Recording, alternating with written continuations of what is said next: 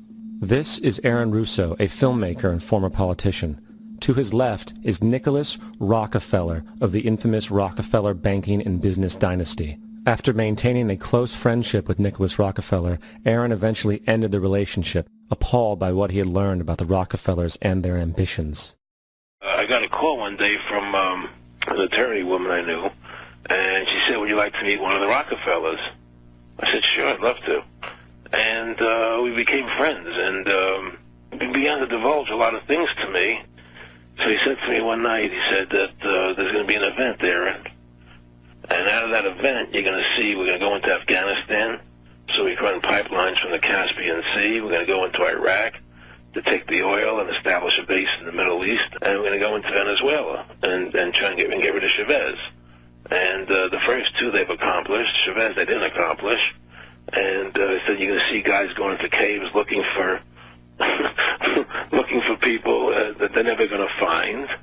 You know, he was laughing about the fact that you have this war on terror. There's no real enemy. He's talking about how by having this war on terror, you can never win it because it's an eternal war. And so you can always keep taking people's liberties away. And I said, how are you going to convince people that this war is real? He says, but the media. The media can convince everybody it's real. I mean, you know, it's just that you keep talking about things, you keep saying it over and over and over again, and eventually people believe it. You know, you created the Federal Reserve in 1913 through lies. You create 9/11, which is another lie. Through 9/11, then you're fighting a war on terror, and now all of a sudden you go into Iraq, which was another lie, and now they're going to do Iran. You know, and it's all one thing leading to another, leading to another, leading to another. Now, I would say, what are you doing this for? What's the point of this thing? You have all the money in the world you ever want. You have all the power. I said, you know, you're hurting people. It's not a good thing. And he would say, what do you care about the people for? Take care of yourself and you take care of your family. And then I said to him, what are the ultimate goals here? He said, the ultimate goal is to get everybody in this world chipped with the RFID chip and have all money be on those chips and everything on those chips. And if anybody wants to protest what we do or violate what we want, we just turn off their chip. That's right, microchipped. In 2005, Congress, under the pretense of immigration control and the so-called war on terrorism, passed the REAL ID Act, under which it is projected by May 2008, you will be required to carry around a federal identification card, which includes on it a scannable barcode with your personal information. However, this barcode is only an intermediary step before the card is equipped with a VeriChip RFID tracking module, which will use radio frequencies to track your every move on the planet.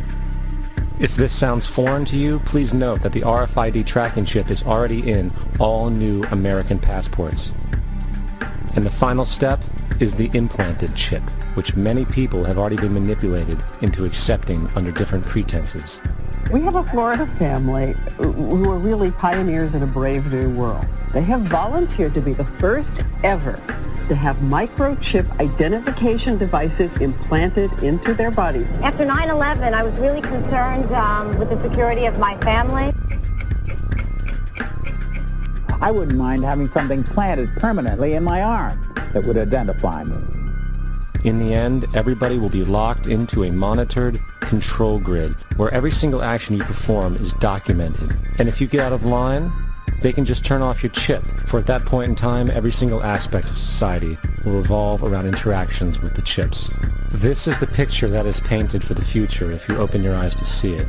A centralized one-world economy where everyone's moves and everyone's transactions are tracked and monitored, all rights removed.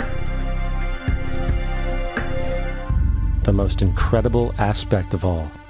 These totalitarian elements will not be forced upon the people. The people will demand them. For the social manipulation of society through the generation of fear and division has completely detached humans from their sense of power and reality. A process which has been going on for centuries, if not millennia.